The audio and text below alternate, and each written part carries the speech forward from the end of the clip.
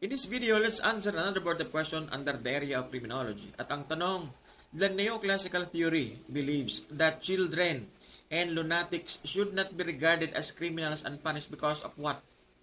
At ang tamang sagot is bravo. They cannot calculate pleasure and pain.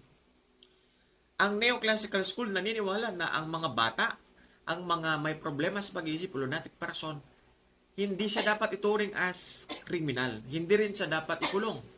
Now, take note, ang precepts principle nitong neoclassical school is the same as classical school.